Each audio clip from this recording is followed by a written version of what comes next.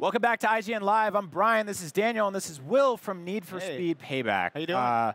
Your game looks fantastic. Thanks. I think it got people very excited at E3. I want to know right off the bat, how legal is it to destroy a bunch of cars that are famous and people love all over the world? Well, that's kind of the part of Need for Speed, right? And with Need for Speed Payback, we really wanted to take everything that people love about Need for Speed, right? Hot cars, car customization, intense races, huge cop chases, and gorgeous environments, right? And just like really focus it sharply as an action movie blockbuster, right? Because people are watching all these movies. Like I grew up watching all these movies, like in TV shows, awesome car chases, awesome stunts, destruction, good guys, bad guys, right? We wanted to take that spirit of those action movie scenes and then make you be the hero in those kinds of scenes. And I think you guys did a phenomenal job of that in the debut trailer, because it was sort of blending the lines between, I couldn't tell when someone was playing something to cutting over to sort of a cinematic moment and cutting right back to gameplay. Is that going to be something people can expect a lot of? Yeah, that trailer, that was all captured from the Frostbite engine. Wow. Yeah, so a lot of people asked us, when are you going to show us actual gameplay? Like, what is it actually going to look like? That's what it looks like. Isn't it great to be able to say that, though, at E3 of all places? No, it's real. So, like, how do these big kind of action blockbuster spectacles, like, weave into the game? What's, like, the minute-to-minute gameplay like? Yeah. So at the core, it is a Need for Speed racing game, right? And then we have, a wider variety of gameplay, right? So we've got a racing that people love. We've got the style events like drift that people love, and then we've expanded the variety of gameplay to include action missions, right? So we've got characters that represent these three styles of play: Tyler, the racer; Mac, the showman; and then Jess, a new action hero, sort of the consummate professional, delivering packages on time, getting that VIP to safety, without getting busted by the cops. And so you're going to play these different quest lines and have like a wide variety of gameplay that culminates in these three characters cooperating in action blockbuster missions like the highway heist that you see right now. And so you switch between those three characters, but can you play that co-op with two other people? Yeah, it's actually part of a single-player campaign. Okay. A lot of our fans have said, I want to play by myself, I want to progress as these characters, I want to go from start to finish and not have to deal with others. Right. Yeah. No, I'm one of those people. I probably wrote in. There's something I really enjoy about sort of that experience. To me, driving a car is not... Like, driving a car gets worse when there's people in the car with you. Like, I want to be on the road by myself. I don't want anyone giving me directions. I don't want anyone in the backseat nagging me. And I think that's something we see with a lot of these games is they're all massive, sprawling, open world, interconnected. But to see it focus on single player made me very, very happy. Yeah, and that's what the fans wanted, was they wanted a single-player campaign, right, with a story, with memorable characters, playable offline. Of course, that experience is better when you're connected, right? So that you're dealing with players, asynchronously. We've got a feature called Autolog that pushes leaderboards from all the races, all the missions, all the open world activities to you, so you can compete when you want, right? You don't have to, get to, the crashes like that are awesome. They really make you feel like a hero, right? They reward you for driving fast, weaving through traffic, battling with AI cars, and then, feeling badass. How do you make something like that? I mean, are you guys mocapping car crashes? Are you like... If so, that's really bad. We have the best car physics guys in the biz, right? We're working with our own physics engine, Frostbite Physics. Right. And we've got our car modelers working with car physics guys, working with our cinematics team in audio. And we've really studied, what makes a great car crash, cinematic car crash, and all those ingredients come together to reward you for the biggest, baddest crashes that you create. And it's really just as much about visuals as it is that sound. I mean, the word crash is the in crunchy the title. metal, the glass, the scraping. Oh, yeah.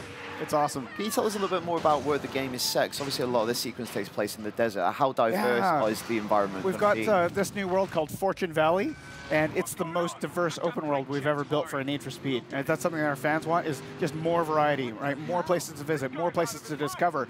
So we've got, in Fortune Valley, we've got the main city called Silver Rock. It's got casinos. It's got a glamorous side to it, an entertainment district. And it's got this gritty side to it. It's got sort of rundown areas, industrial areas, construction sites, and there's real tension in this city that you can explore.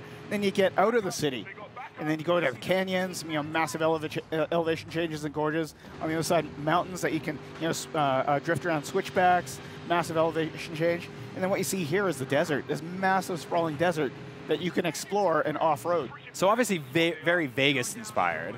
Yeah, it's actually not inspired by any one place, because whenever we look at one place, it's not really Need for Speedy enough. Yeah. Right? So we take inspiration from multiple locations and put it into one world that is made especially for Need for Speed gameplay. Which is interesting, right? Because I think a lot of people are always like, oh, make a Need for Speed game in my city. And it's like, well, your city wasn't designed for that. And also, do you really want us smashing all these cars all over the place? Yeah, I think sit in traffic. Real cities are kind of designed for like, you know, safety and efficiency, not Need for Speed, right? So let's talk about the customization in this game, because I know that was a big bullet point for you guys. It has been for a while. What sort of customization options can players expect from these cars? Yeah, so we already have massive customization from before. It's something our fans, you know, it's a favorite of fans. And we've taken what they want and more variety again, right? And so we've got more parts, more body kits that you can mix and match. You're able to really tune the stance of your cars and slam them down, make them badass. We've also got derelicts, these old vintage cars that you can find in the world, restore to stock condition, and then specialize them in, as race cars, dragsters, drifts, off-road even. Can you talk a bit about the class of cars? Because I read that you've got different classes, which I guess is an idea we're familiar with in video games, but from other genres, not racing. Damn. That's right. So, something that our fans wanted was more reason to customize the cars, right? Give me a goal, and I'll build a car that suits that goal, right? So you want to take your car and then really fine-tune it for racing. Or you want to convert it into a drag car, and it's just badass on quarter miles, right? Or you want a bespoke drift car. Or you want something to take off-road into that desert to explore.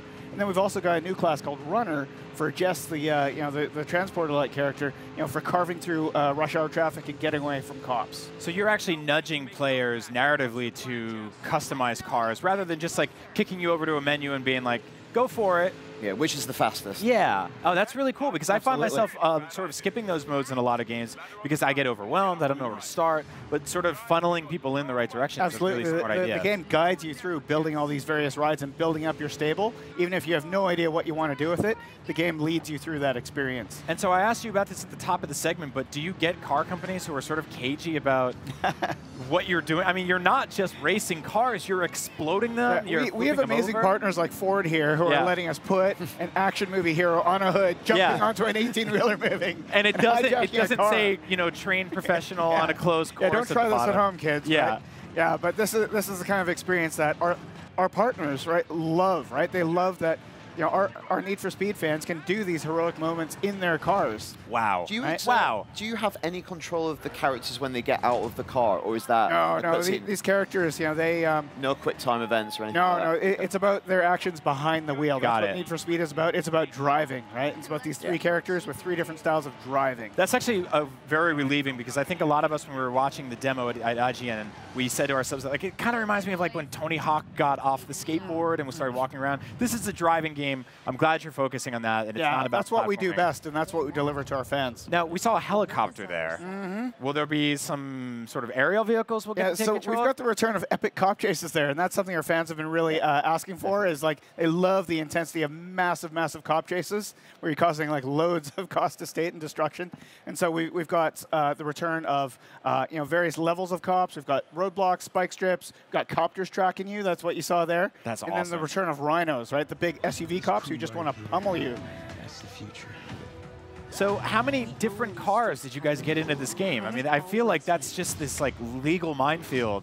You're on the phone constantly cold calling car companies being like, hey, can we blow your thing up? What we like to have are the most iconic cars, right? We have like deep relationships with these manufacturers and go, hey, we want to put your cars in these action movie moments. We want your cars to be fully customizable, right? And the people that we work with, they totally understand that vibe.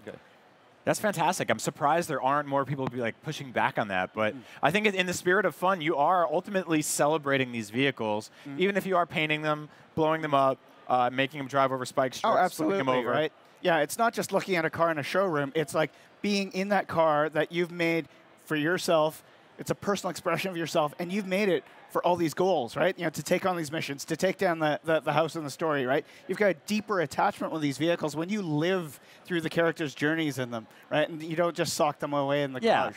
It's not just about putting them in the garage and polishing them. That's boring. No, that's not what Need for Speed is about. It's all about action and speed. You said when you were growing up you were really into car chases. I'm really interested to know what your favorite car chase from a movie is. It's hard to pick any favorites, but I mean they're the classic ones, like all the way back to like Dukes of Hazzard and Chips and Knight Rider and all that, and then all the way up like through the Michael Bay films and just Man, we have a lot of fun back at Ghost Games when we just sit down in a room and we're jamming on these action missions, and people are quoting like all kinds of action movies, right? Oh, it's a little bit Batman, it's a little bit Die Hard. That's awesome. Yeah, but really we're taking the our favorite moments and making original moments for Need for Speed fans to play. Tell me you're going to have the Batman Forever bit where you drive up a wall.